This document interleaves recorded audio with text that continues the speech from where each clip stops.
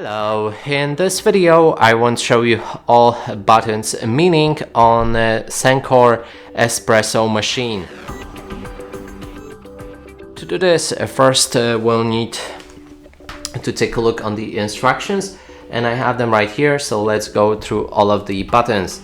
First one is in the middle right here, and that's a power on and off button, which allows you to power on or off your coffee machine.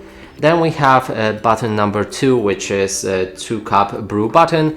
That means you'll be able to put enough of the coffee strength and water so that you can make 2 cups of coffee.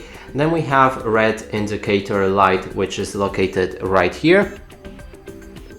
And then there's a latte macchiato brew button, and this one is located right here.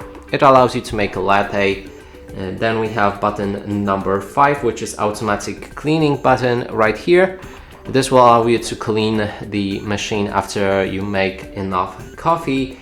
Then button number 6 is 1 cup brew, and it's located right here. Then we have button number 7, which is cappuccino brew button, and it's located right here. We also have a yellow indicator light located right there, and a milk frothing button right here.